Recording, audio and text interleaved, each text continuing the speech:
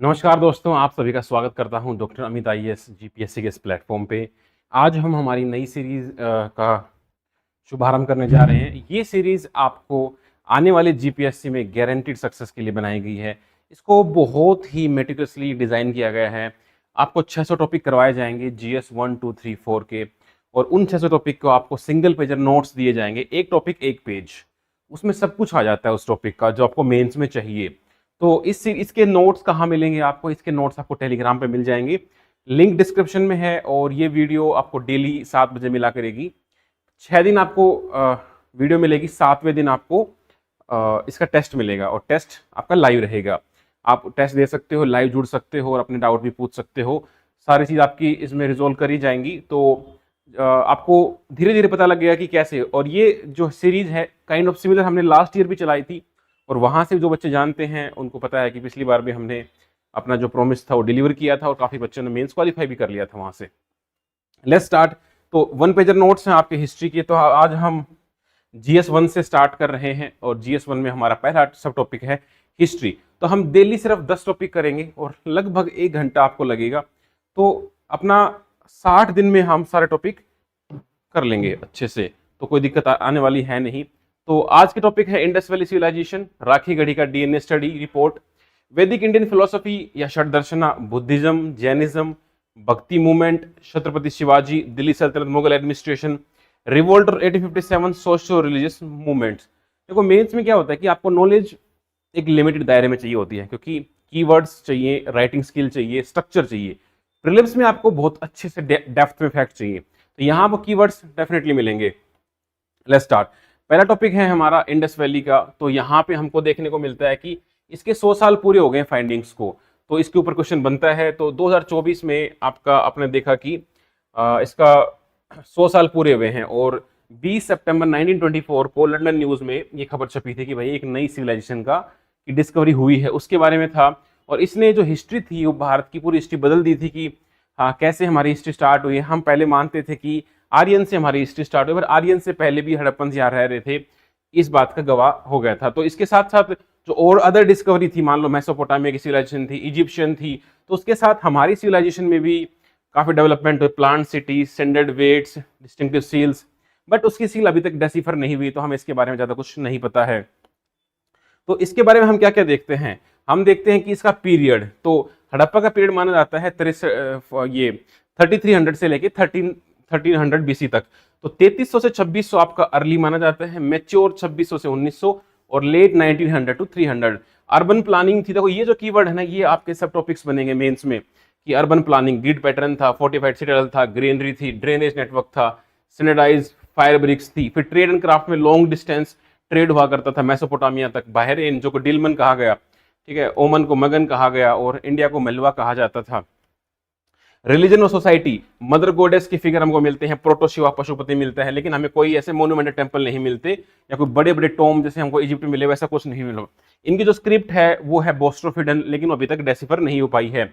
वो pictographic script है, approximately 400 sign के आसपास में मिले हैं, लेकिन अभी अनडेसिफर्ड है। स्टेट की सील्स हैं, लगभग हमें 3000 से ज्यादा सील भी मिल चुकी है, बट अभी तक उसको हम डिकोड नहीं कर पाए। पशुपति सील सबसे इंपॉर्टेंट सील है, जो कि मोहनजोदारो से मिली थी। डिक्लाइन की थ्योरी, क्लाइमेट चेंज हो सकता है, मानसून शिफ्ट हो गई, सरस्वती का डेसिकेशन हो गया, टेक्टोनिक शिफ्ट आ गई। आर्यन माइग्रेशन थ्योरी भी है, बट वो अभी तक पूरी तरह वो भी ढंग से प्रूफ नहीं हो पाई है। फिर कंटिन्यूटी की डिबेट, इसमें ये है कि लिंग्विस्टिक, जेनेटिक और जो मेटल कंटिन्यूटी है वो दिखता है, जैसे सिमेट्री एच आपको दिखती है, ये बाहर से आने वाले जो आर्यंस थे। और आज भी जो डीएनए स्टडी हुई उसमें पाया गया है कि 60% हड़प्पन डीएनए हरियाणा राजस्थान के लोगों से मैच होता है, तो कंटिन्यूटी आपको दिखती है। इसके बाद पीजीडब्ल्यू आ गया था, तो इसमें हमें डेटा क्या मिलता है कि ये जॉन मार्शल के द्वारा डिस्कवरी करी गई थी, और इसमें एक्सकवेटर थे आपके दयाराम साहनी। 1921 हड़प्पा पहला शहर था, आर.डी. बनर्जी 1922, और लगभग 1.5 मिलियन स्क्वायर किलोमीटर में फैला हुआ है। Present day India, Pakistan, Afghanistan, ये आपको पता रहना चाहिए। साइट्स के नाम आप लिखो, हड़प्पा, मोहनजोदारो, धोलावीरा, लोथल, राखीगढ़ी, कालीबंगन, बनावली, सुरकोटड़ा, रोपर। सबसे बड़ी साइट जो है हड़प्पा की वो राखीगढ़ी है, और सबसे पुरानी साइट है वो भिराना है, वो भी हरियाणा में ही है। धोलावीरा आपकी वर्ल्ड हेरिटेज साइट में आती है। तो लार्जेस्ट साइट आपकी बन गई राखीगढ़ी, और यूनेस्को में ये चीज आ चुकी है। और राखी गढ़ी का प्रपोज कर रखा है, धोलावीरा आ चुकी है।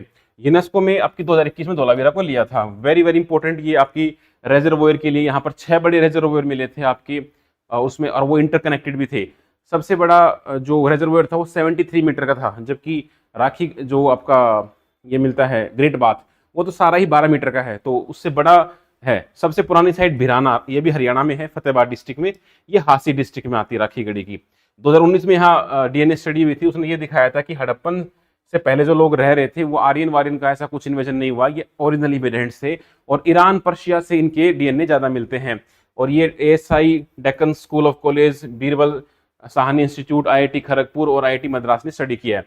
इसका क्या सिग्निफिकेंस है कि ये आर्यन ओरिजिन के कॉलोनियल नैरेटिव को चैलेंज करती है। ठीक है, हमारी earliest evidence of urban sanitation planning, क्योंकि इतनी सारी चीजें हमें दिखती हैं, grid pattern, toilet, attach bathroom, ये सारे ग्लोबल ट्रेड नेटवर्क, 4000 साल पहले इतना बड़ा नेटवर्क। डीएनए स्टडी आपको दिखाती है कि यहाँ साउथ एशिया से कोई माइग्रेशन नहीं हुआ है, ओरिजिनल लोग थे। राखी गढ़ी धोलावीरा हमारे लिए लिविंग हेरिटेज है, ये इंडिया के टूरिज्म सेक्टर को प्रमोट कर सकती है। वे फॉरवर्ड के आगे हमें राखी गढ़ी के लिए भी यूनेस्को का जल्दी से जल्दी हेरिटेज स्टेटस चाहिए। जो क्रॉस बॉर्डर स्कॉलरली कोऑपरेशन, मान लो यूनेस्को सार्क कंट्री के साथ, पाकिस्तान के साथ हो सकता है। एनईपी में हमें इंक्लूड करना चाहिए जो ये स्क्रिप्ट डेसिफरमेंट का हमने किया है। ARVR एक्सपीरियंस आप दे सकते हो स्वदेश दर्शन के थ्रू, और जो आपका एक्ट है AMASR, ये जो सबसे प्रोमिनेंट एक्ट है जो किसी भी मोन्यूमेंट को प्रोटेक्ट करने का, उसके तहत हमें एनक्रोचमेंट रोकना चाहिए। ये नीचे आपको कीवर्ड मिलेंगे, urbanism, bronze age civilization, craft specialization. ये आपको तब यूज करने हैं जब आपके ऊपर पॉइंट कम हो, आप इनको बार बार रिवाइज करोगे तो ये कीवर्ड भी आपके आंसर में आएंगे। क्राफ्ट स्पेशलाइजेशन, जैसे जन्म दारुलोथल में बीड्स थे, स्टैंडर्डाइजेशन ब्रिक्स का, वेट्स का, हाइड्रोलिक इंजीनियरिंग, आप धोलावीरा इसमें लिखो, proto state formation, long distance trade हो गया, अर्बन प्लानिंग हो गया, archaeological heritage, script decipherment, cultural continuity, early civilization. देखो कितने सारे कीवर्ड हैं, और mains is all about keywords. जो कीवर्ड्स आते हैं वो अच्छे मार्क्स ले जाता है। तो ये हमारा पहला टॉपिक था। वैसे 5-5 मिनट में आप टॉपिक करोगे तो ही मेंस का मजा है ना। और जो बिल्कुल बेसिक से चाहते हैं वो एकेडमी के फाउंडेशन कोर्स ज्वाइन कर सकते हैं। ये थोड़ा सा फास्ट रहने वाला है, पर मेरे हिसाब से जो प्रीलिम्स क्वालिफाई करके आया है उसके लिए ये बेहतर रहेगा। जो अगले साल के लिए सोच रहे हैं वो उसको जस्ट गो थ्रू करे, उसको भी 50-60% समझ में आएगा। राखी गढ़ी का जो डीएनए हुआ है, राखी गढ़ी आपका हांसी डिस्ट्रिक्ट में आता है। अभी हिसार की जगह आप हांसी कर लेना, हांसी डिस्ट्रिक्ट अभी रिसेंट में ही बना है। हिसार के 2 टुकड़े हो गए, एक हांसी एक हिसार। फिलहाल राखी गढ़ी जो है हांसी डिस्ट्रिक्ट में आता है, लेकिन ये तो प्री के लिए इंपॉर्टेंट है, यहाँ का काम नहीं आएगा। ठीक है, तो ये सबसे बड़ी साइट है, और यहाँ पर आपको 2019 में ये जो स्टडी हुई एंशिएंट डीएनए की, इसके स्केलेटन से पता चला कि भाई इनका जो ओरिजिन है वो 10,000 साल पीछे जा रहा है। 10,000 तो हमारा मेसोलिथिक टाइम पीरियड है, तो ये उसके टाइम पीरियड को और पीछे लेके जा रहा है। तो इसमें काफी सारी कॉलेज ने स्टडी करी। एक तो डेक्कन कॉलेज वाले डॉक्टर वसंत शिंदे, एक नीरज राय, और इसमें आपके डेविड रेच करके थे हार्वर्ड के, इन्होंने भी करी। और एनसीईआरटी ने भी अभी नाम चेंज किया है, सिंधु सरस्वती सभ्यता नाम से चेंज कर दिया है। तो ये साइट कहाँ पर है? ये आपकी हांसी डिस्ट्रिक्ट में, हरियाणा में, लगभग 350 हेक्टेयर के आसपास है। आईवीसी की सबसे बड़ी साइट है आज तक की जो इतनी भी नॉन है। प्री हड़प्पन भी आपको यहाँ देखने को मिलेगा, मैच्योर हड़प्पन भी, लेट हड़प्पन भी आपको देखने को मिलेगा। इसकी ओरिजिनली खुदाई डॉक्टर अमरिंदर नाथ ने करी थी, जो कि एएसआई के उस टाइम पर मेंबर रहे होंगे। डॉक्टर वसंत शिंदे इन्होंने भी करी थी। तो यहाँ पर आपको क्या मिला था? वही urban planning, drainage system, granary, fire altars. Kalibangan में फायर अल्टर मिले थे। ग्रेनरी आपका बहुत कॉमन फीचर था हड़प्पा, और वो सब bronze, terracotta artifacts, well organize symmetry, ये सब। यूनेस्को के लिए हमने बीड भी लगा रखी है हरियाणा गवर्नमेंट ने कि हमें यूनेस्को स्टेटस मिलना चाहिए। अब डीएनए स्टडी की फाइंडिंग्स में क्या है कि मेथड है आर्कियोजेनोमिक्स, इसका एक्सट्रैक्शन, इसका सीक्वेंसिंग। अभी भी राखी गढ़ी में खुदाई चल रही है और स्केलेटन निकाले गए हैं। स्टेपिक एंसेस्ट्री हमें नहीं दिखा, तो ये उस जेनेटिक बेसिस पर हम आर्यन इन्वेजन थ्योरी को चैलेंज कर रहे हैं। हमारी इंडिजिनस एंसेस्ट्री है साउथ एशिया से ही, ईरान के आसपास से, इंडस पेरिफेरी क्लस्टर। तो इससे पता लगता है कि साउथ एशियन, तो हम इसको मॉडर्न पॉपुलेशन से भी लिंक कर सकते हैं। 60% पॉपुलेशन हरियाणा की मैच होती है। और 6th क्लास की एनसीईआरटी में the genetic roots of Harappa goes to 10,000। तो ये हमारे लिए बहुत गर्व की बात है। क्रिटिसिज्म ये हो रहा है कि आपने सिर्फ कुछ सैंपल को लेके पूरी सिविलाइजेशन को आप जनरलाइज नहीं कर सकते। सिग्निफिकेंस क्या है कि हमारे पास जेनेटिक एविडेंस हो गई इंडिजिनस ओरिजिन की, और जो आर्यन इन्वेजन थ्योरी है उसको ये कमजोर करती है। ये दिखाता है कि Haryana as a cradle of civilization, Haryana में 1800 हड़प्पन साइट्स हैं। तो हरियाणा मतलब ओवरऑल एक क्रेडल बोल सकते हो आप। It demonstrate the archaeogenomics as a tool for resolving the historical debate को आर्कियोलॉजी सोल्व कर सकती है। और एनसीईआरटी में इंटीग्रेशन हो गया तो हमारा नेशनल सिविलाइजेशन नैरेटिव से चेंज होगा। कंसर्न क्या है कि सैंपल बहुत छोटा है, एक जीनोम लेके आप पूरी पूरी आईवीसी को वैलिडेट नहीं कर सकते। हॉट ह्यूमिड क्लाइमेट है तो डीएनए का प्रिजर्वेशन थोड़ा चैलेंज आ रहा है। पॉलिटिकल अप्रोप्रिएशन भी हो सकता है कि भाई कुछ लिमिटेड स्टोरी पब्लिक करी गई है और जो सैपलिंग है मोहनजोदारो, धोलावीरा, लोथल, वहां एक्सटेंड करो और बेहतर रिजल्ट मिलेंगे। और यूनेस्को में इंटीग्रेशन के लिए हमको और आगे बढ़ाना चाहिए इस चीज को। तो हमारे कीवर्ड हो गए इंडस वैली सिविलाइजेशन, आर्कियोजेनोमिक्स, ऐसे ऐसे वर्ड आपके पेपर में आने चाहिए। ठीक है भाई, थर्ड टॉपिक पे आते हैं, वैदिक इंडियन फिलोसफी। हमारे वैदिक टाइम पे 6 इंडियन फिलोसफी आती है जिसको हम बोलते हैं षड दर्शन। 6 प्रकार के दर्शन आते हैं, आपने प्रिलिम्स में पढ़े होंगे, न्याय, वैशेषिका, संख्या, योगा, मीमांसा, वेदांता। ये पूर्व मीमांसा है, ये उत्तर मीमांसा है, इसको हम वेदांता बोल देते हैं। न्याय का राइटर है गौतम, अक्षपाद गौतम, वैशेषिक के कन्नड़, सांख्य के कपिल मुनि, योगा के पतंजलि, मीमांसा के जामिनी और वेदांत के बद्रियान या वेश व्यास। ठीक है, एक ही नाम है, बद्रियान का नाम वेद व्यास है और शंकराचार्य जी भी इसी में आते हैं। तो ये जो हमारे स्कूल हैं, देखो बहुत से बच्चों को दिक्कत होती है इंट्रोडक्शन में और कंक्लूजन में, तो उसके हिसाब से मैं आपको बता रहा हूँ। इंट्रोडक्शन भी दे रखा है, कंक्लूजन भी दे रखा है, आपको बस उसको मगअप करके और प्रैक्टिस करनी है। तो देखो, classical Indian philosophy is divided into Astik and नास्तिक। तो इसमें आस्तिक स्कूल वो हैं जो वेदा की अथॉरिटी को मानते हैं, जिसमें इच्छा आते हैं, और नास्तिक जो हैं जो आपके भाई चारवाक स्कूल हो गया है ना, ये नहीं मानते, बुद्धिज्म जैनिज्म नहीं मानते प्रॉपर वेदास को।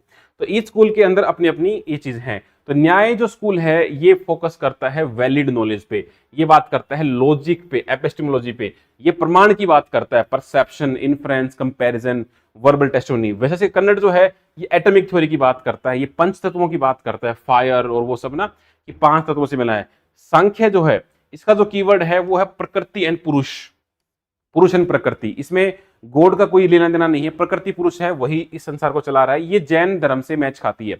योगा पतंजलि, इसमें भाई अष्टांग योग है, 8 स्टेप हैं, यम, नियम, आसन, प्रत्याहार, धारणा, ध्यान, समाधि, लास्ट में समाधि आता है। ये पूर्व मीमांसा और ये उत्तर मीमांसा, यहाँ शंकराचार्य जी आते हैं और यहाँ आपके जैमिनी आते हैं। ये वेदास की अथॉरिटी को मानते हैं, ये आपका होना चाहिए। अब ये आपको ऐसे कैसे याद होने चाहिए, न्याय, गौतम, वैशेषिका, संख्या, योगा, ये क्वेश्चन अगर आ जाता है तो आप छाप दो पूरा का पूरा। कोर कंसेप्ट आपको क्या होगा, प्रमाण का मतलब क्या होता है कि वैलिड सोर्स ऑफ नॉलेज। मोक्ष का मतलब क्या है, लिबरेशन, इस संसार से लिबरेशन, संसारा से। आत्मन और इंडिविजुअल और ब्रह्मन मतलब जो अल्टीमेट रियलिटी है। धर्म, आस्तिक, नास्तिक, इनके बारे में पता होना चाहिए। तो ये जो षड दर्शन है ये इंडिया की सिस्टमेटिक फिलोसफी को रिप्रेजेंट करते हैं और लॉजिक, एटोमिज्म, कॉन्शियसनेस, लिबरेशन, एथिक्स, इन सब को इंटीग्रेट करता है और जो हमारी मॉडर्न टाइम्स में जो मॉडर्न प्रॉब्लम्स हैं उसको भी ये रिजोल्व करता है। ठीक है, थर्ड टॉपिक पे आते हैं हम षड दर्शन के बाद, फोर्थ पे Buddhism. Buddhism is a very very important topic. इसके जो कीवर्ड्स हैं, अब देखो बुद्धिज्म जो है ये 6th सेंचुरी 5th सेंचुरी के आसपास आया था और फाउंडर जो है सिद्धार्थ गौतम माने जाते हैं, जिनका जन्म लुम्बिनी में होता है। ये सारे आपके प्रीलिम्स में आपने पढ़े होंगे। प्रेजेंट डे नेपाल में आता है। इनको एनलाइटमेंट कहाँ मिला था, बोध गया में। इन्होंने अपना पहला लेक्चर कहाँ दिया था, सारनाथ में दे दिया था और उसको हमने बोला था धर्म चक्र प्रवर्तना। तो खुशीनगर में उनकी डेथ होगी, खुशी खुशी 483 में। और इन्होंने ब्राह्मणिकल रिचुअलिज्म को चैलेंज किया था, सिंपल सी बात है, कास्ट को चैलेंज किया है ना। तो इनकी कोर टीचिंग्स क्या है बुद्धिज्म की, 4 नोबल ट्रूथ, कि भाई संसार दुखों से भरा हुआ है और दुख का जो कारण है वो डिजायर है, डिजायर एंड करनी पड़ेगी और उसका पाथ क्या है, अष्टांग मार्ग। तो वो 4 आपको ये जो कीवर्ड आप लिख देते हो ना पेपर में, दुख, समुदया, निरोध, मग्गा, वो 4 कीवर्ड आपके आने चाहिए। आप गूगल करके लिख लेना, यहाँ पे मैंने वो वर्ड नहीं लिख रहे हैं। दुख, समुदया, निरोधन, मग्गा, वो 4 वर्ड आपके आने चाहिए। मैं लिख देता हूं, दुख, समुदया, निरोध,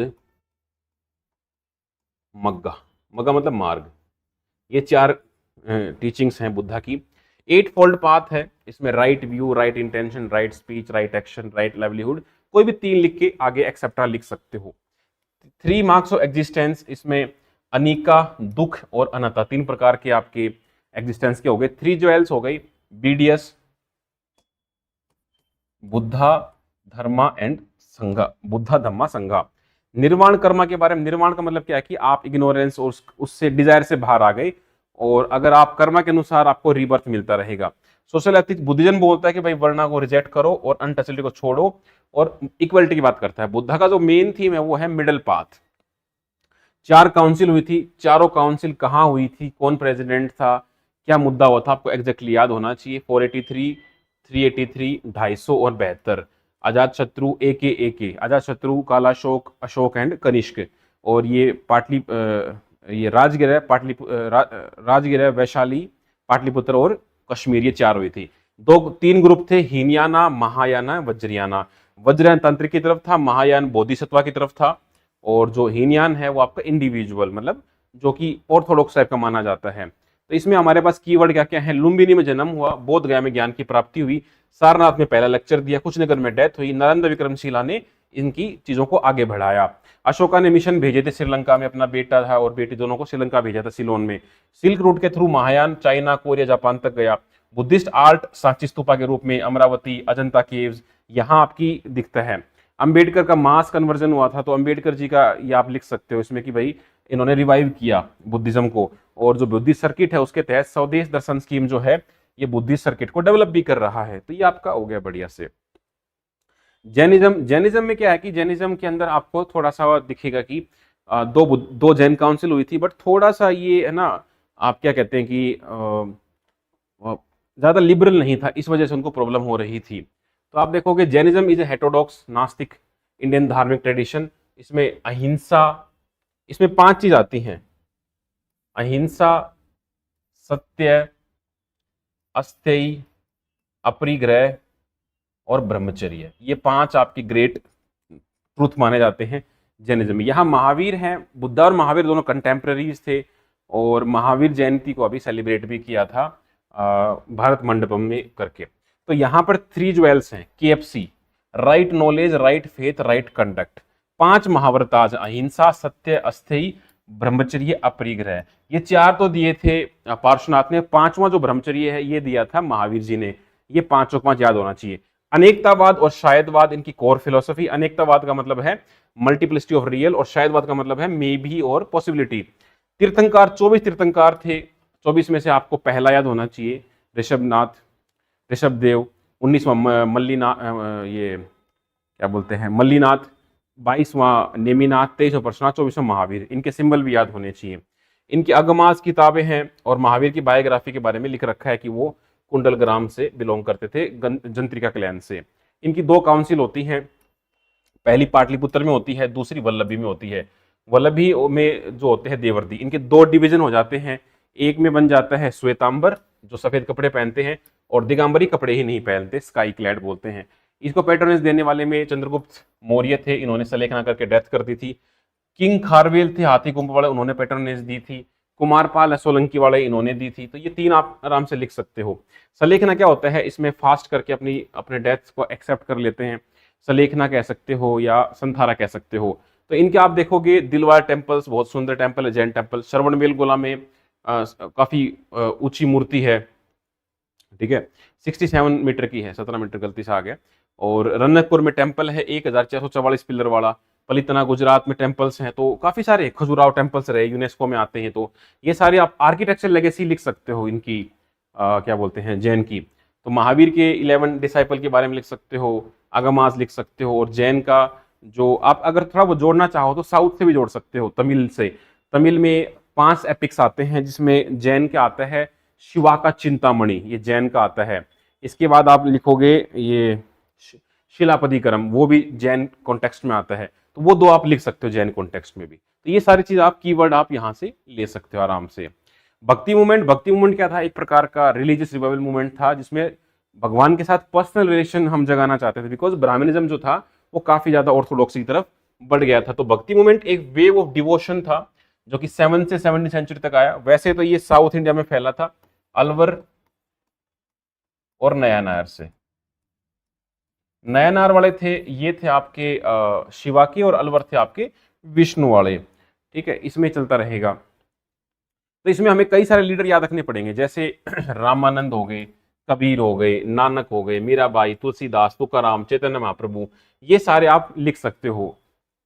और यूनेस्को इज एग्जामिनिंग भक्ति composition for memory of the world inclusion, तो उसके इंटेंजिबल कल्चर हेरिटेज में भी आ सकता है। अब इसका ओरिजिन साउथ में होता है। यहाँ अलवर थे जो विष्णु को मानते थे, एक उल्टा वी, और जो नयनार हैं वो आपके शिवा को मानते थे। Very very important. इनकी बुक का नाम है दिव्य प्रबंधम, जो आपके अलवर वाले हैं, और यहाँ पे जो नयनार है ये अलग है, ये शिवा को मानते हैं। इसमें क्या है कि रामानंद जो थे इन्होंने नॉर्थ इंडिया को काफी ज्यादा मतलब लीड किया, और इनके जितने भी फेमस डिसाइपल हुए वो इनके ही थे। कबीर, रविदास, धन्ना, ऐसे कई सारे इन्होंने आगे फैलाया। अब इसमें दो ग्रुप बट गए भक्ति मूवमेंट में, सगुण और निर्गुण। सगुण इसको ह्यूमन फॉर्म में देखते थे भगवान को, या विद एट्रीब्यूट्स, या निर्गुण वाले कोई फॉर्मलेस। निर्गुण में आपका कौन आता है? गुरु नानक जी आते हैं, और आपके ये कबीर आते हैं, और आपका दादू दयाल आते हैं। ये तीन लोग आते हैं आपके, ठीक है। और इसमें आपका कबीर हो गए, आपके गुरु नानक जी हो गए, है ना, और एक आपके दादू दयाल हो गए। ये तीन, ये कबीर के ही डिसाइपल है। ये तीन आप लिख सकते हो। सगुण में जो बच गए वो सारे, इसमें आपके सगुण में आपके तुलसीदास हो गए, आपके सूरदास हो गए, चैतन्य महाप्रभु हो गए, मीराबाई होगी, है ना, ये सारे क्या थे, ये फॉर्म में देखते थे ऐसे करके। तो इस भक्ति मूवमेंट का क्या कंट्रीब्यूशन रहा? कंट्रीब्यूशन वर्नाकुलर लैंग्वेज में उन्होंने प्रीच किया, तमिल, हिंदी, मराठी को, बहुत बढ़िया। सोशल रिफॉर्म की बात करी, इन सब ने बात करी, भाई कास्ट हायरार्की तोड़ो, ब्राह्मणिकल एक्सक्लूजन को हटाओ, दलित के सेंट आए, वुमेन को आपने आगे आने दिया, रिलीजियस अथॉरिटी को आपने वुमेन तक फैलाया, सूफी कन्वर्जन। तो इसमें सूफीज्म में भी क्या था, इस प्रकार के चिश्ती सिलसिले आए। तो जो काम इन्होंने किया वही मुस्लिम्स में सूफीज्म ने भी किया। भाईचारा, यूनिवर्सल ब्रदरहुड, म्यूजिकल हेरिटेज, कीर्तन, अभंगाज, भजन, पदम, ये इन्होंने लिखा उस टाइम पर, और जितनी भी सोशल लेवल्स थी उनको चैलेंज कर दिया। तो यहाँ आप ये नाम लिखना, तुकाराम, कबीर, गुरु नानक, चैतन्य प्रभु, बसावन कर्नाटका वाले, और इनके साथ लिंगायत, अक्का महादेवी, ये सारे आपके लेक्चर में नोट में आना चाहिए। अब इनका हम देखेंगे तो भक्ति मूवमेंट को हमने ज्ञान भारतम में हमने इनको इंक्लूड करने की कोशिश करी है। हेरिटेज सर्किट में जो पंधारपुर है, वृंदावन है, वाराणसी है, पुरी है, इनको हम इंक्लूड करना चाह रहे हैं। यूनेस्को की memory of the world listing में भी ये आ सकता है, और जो एनईपी है उसके इंटीग्रेट करेंगे हम। चलो बहुत बढ़िया है, तो ये यहाँ से रहेगा। छत्रपति शिवाजी महाराज के बारे में आपको क्या पता होना चाहिए? भाई मराठा एम्पायर के फाउंडर थे, और इन्होंने अष्ट प्रधान इकट्ठा किए, और एक इंडिपेंडेंट अपना स्वराज बनाया, है ना। और इन्होंने आने वाले लीडर्स को भी मोटिवेट किया था। चौथ सरदेशमुखी ये लेते थे, तो बहुत बढ़िया है। तो शिवाजी भोसले है, 1680 में इनकी डेथ हुई थी, 1630 में जन्म हुआ था, ये आपको याद होना चाहिए। He was the founder of Maratha empire and one of the most consequent ruler of early modern India. तो इन्होंने स्वराज की डिमांड करी, हिंद स्वराज, अपना खुद का मतलब डिमांड क्या करी, खुद अपना स्वराज बनाया था। तिलक जी को स्वराज के लिए इन्होंने इंस्पायर किया था उस टाइम पर। तो बिल्कुल स्क्रैच से इन्होंने स्टार्ट किया, और काफी सारे फोर्ट बनाए। छत्रपति शिवाजी महाराज का जो कोरोनेशन हुआ था वो रायगढ़ फोर्ट में हुआ था 6 जून को 1674। 6 साल बाद की डेथ हो गई। तो इन्होंने, इनका जो मेन जो पावर थी वो थी गुरिल्ला वॉरफेयर, इसको बोलते हैं गैमिनी कावा। तो ये गुरिल्ला वॉरफेयर क्या होता है? छुप के वॉर करना, स्विफ्ट टेरेन बेस्ड, पहाड़ों में छुप छुप के आपको करना। बिकॉज सह्याद्री के माउंटेन्स में मुगल जो थे वो उनके लिए डिसएडवांटेज था, उनको नहीं पता था पहाड़ों में कहाँ कहाँ जाना है, बट ये इनकी एडवांटेज थी। इनके पास बहुत सारे फोर्ट थे, लगभग आप ये देखो कि 35 फोर्ट जो थे इन्होंने एक टाइम पर इनके पास मेजर हुआ करते थे। छोटे मोटे मिला ले तो 300 फोर्ट के आसपास इन्होंने बना रखे थे, और बाद में इनको कुछ फोर्ट सरेंडर भी करने पड़े थे, ठीक है।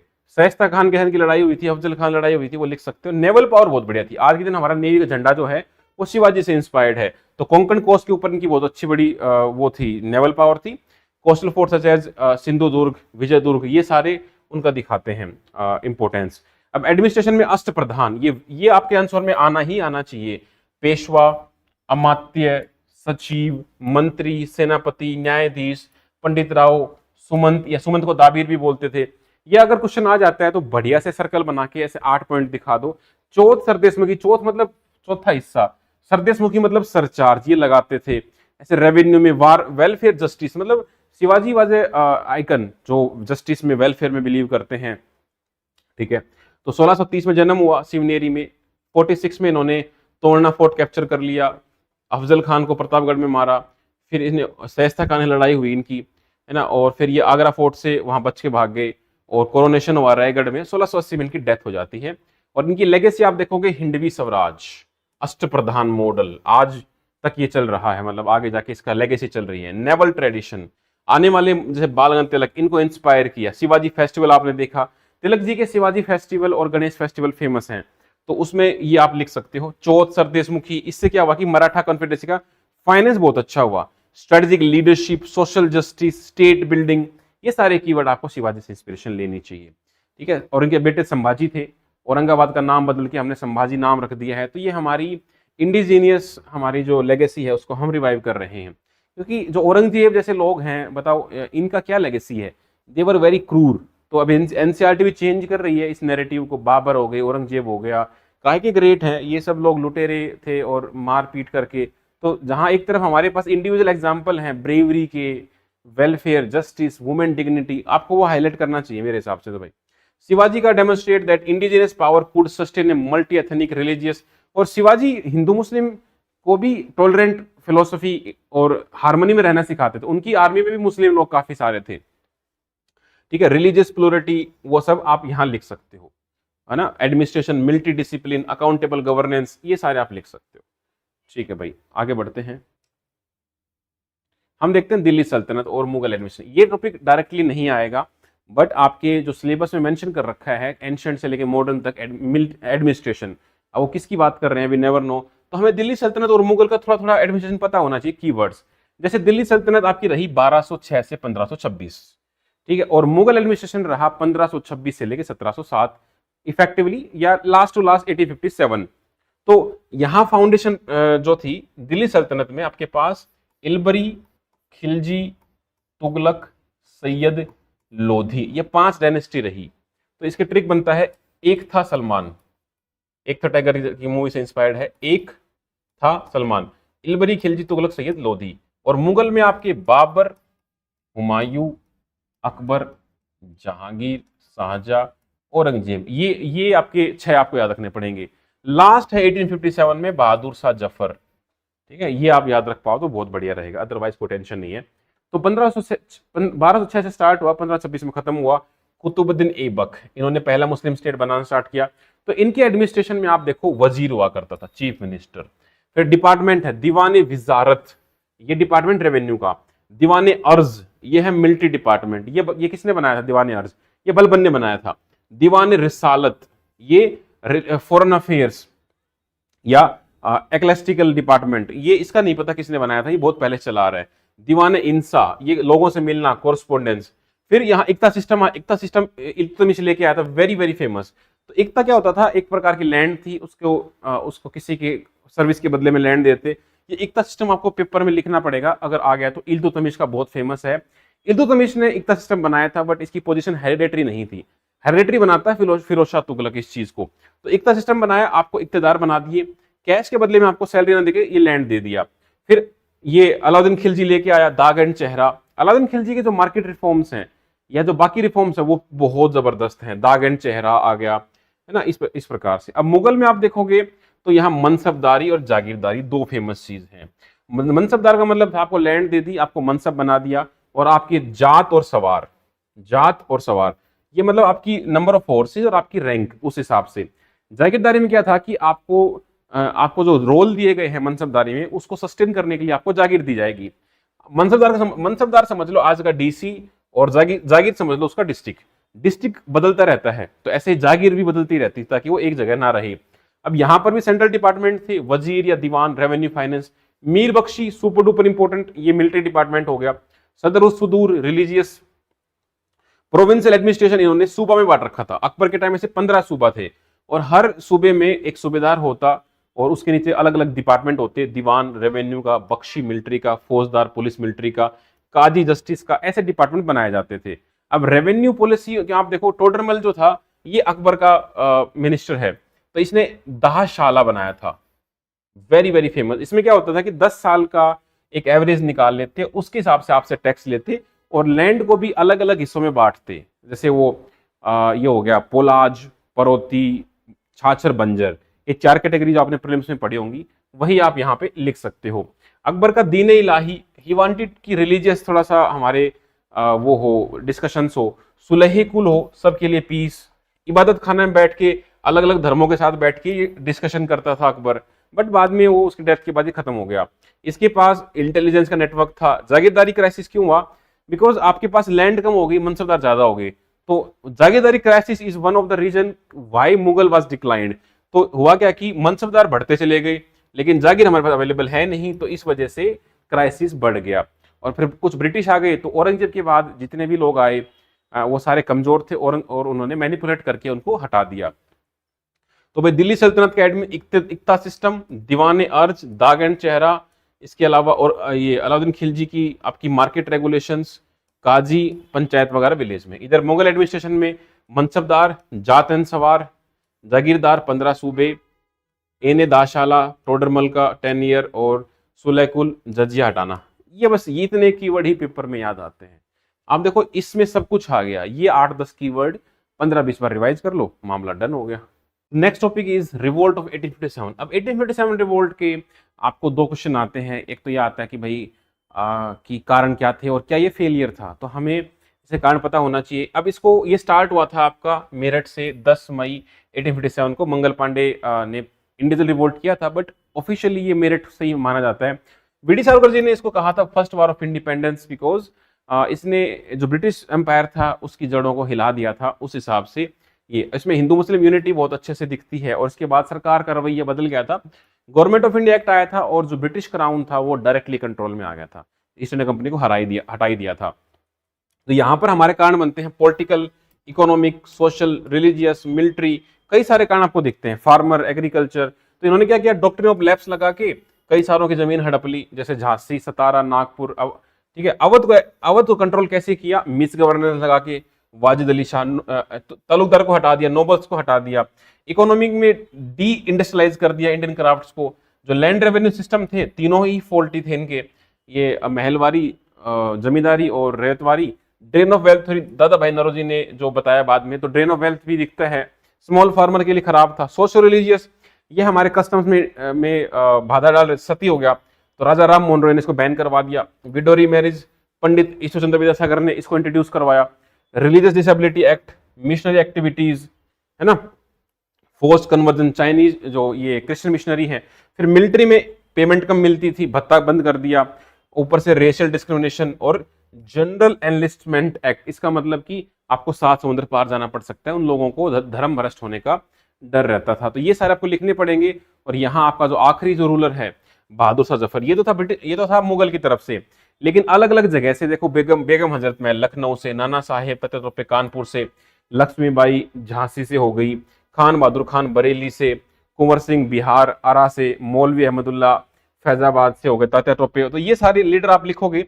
हरियाणा से भी आप लिख सकते हो, जो फेमस हरियाणा से थे, जैसे ये नाहर सिंह हो गए, है ना, ये सारे। या जो हरियाणा का जो शहीदी दिवस बनाया जाता है राव तुलाराम के नाम पे, वो भी आप मेंशन कर सकते हो हरियाणा की तरफ से भी। ठीक है, इसमें हम ये कह सकते हैं कि भाई ये फेल नहीं हुआ।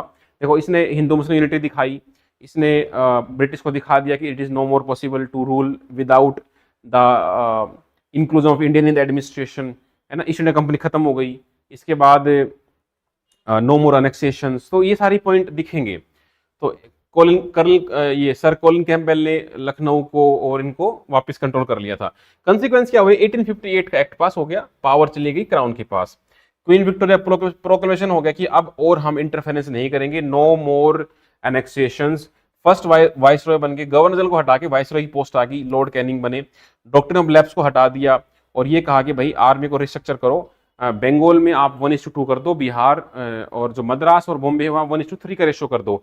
जितने भी इंपॉर्टेंट पोस्ट हैं वो सारे यूरोपियंस के लिए एक्सक्लूसिव रखो, और जो बाकी जो है उसमें इंडियंस को रखो। ठीक है, तो जो रेशो था ये हमने चेंज किया, और जो अल्टरनेट रिजर्व थे वो हमने यूरोपियंस को रख दिया, ताकि अगले फ्यूचर में ऐसा ना हो पाए। अब सिग्निफिकेंस क्या है कि भाई ईस्ट इंडिया कंपनी का रूल एंड हो गया डेफिनेटली इसके बाद, और मुगल डायनेस्टी को बोल दिया कि आप आगे से लाल किले में नहीं बैठ सकते अब। ठीक है, सेल्फ अवेयरनेस आई इंडियंस में, आईएनसी का जो आइडिया है वो यहीं से अपना स्टार्ट हुआ। आने वाले कोई भी इवेंट होता है तो आप ये बोल ही सकते हो कि इन्हें आने वाली जनरेशन को इंस्पायर तो किया ही होगा। Nationalist icons force, Lakshmibai, Mangal Pandey, Tatya Tope, ये हमारे नेशनल आइकन बन गए। और इसमें जो हिस्टोरिकल डिबेट है, भाई सिपोई म्यूटनी थी या फर्स्ट वार ऑफ इंडिपेंडेंस था, पीजेंट रिवोल्ट था, तो इसकी वजह से आने वाले टाइम में काफी सारे रिफॉर्म आए। 1861 का एक्ट आया, 1892, 1909, 1919, 1935। जो कॉन्स्टिट्यूशनल डेवलपमेंट है वो इसी की लेगेसी आप बोल सकते हो।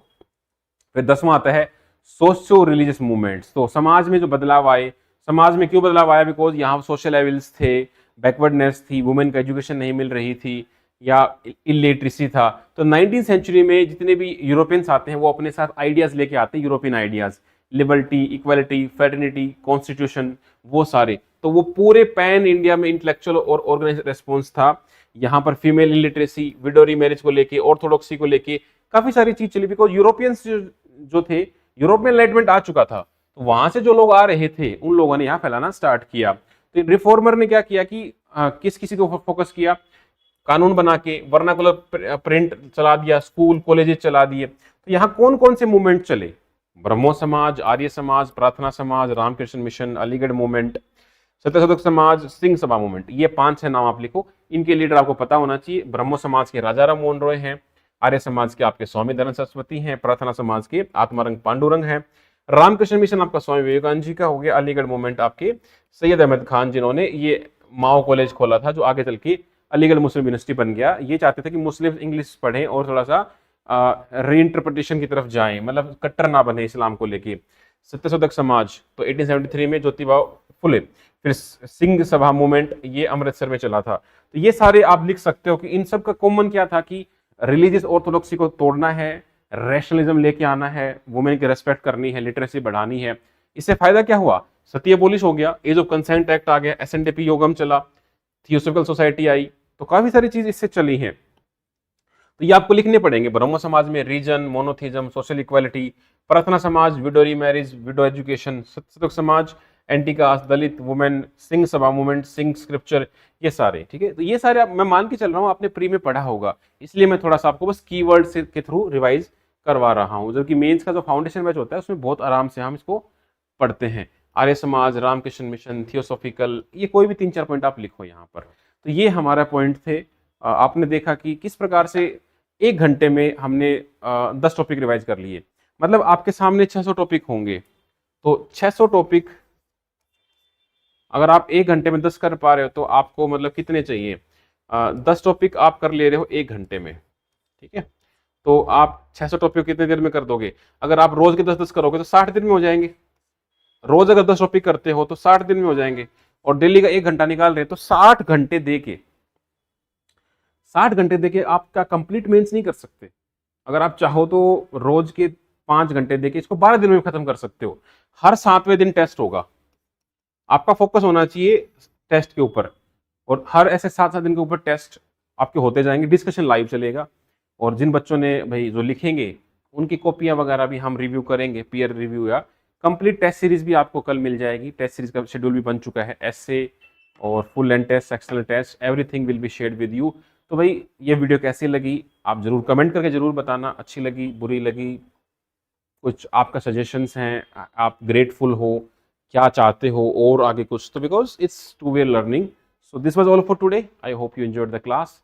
जय हिंद।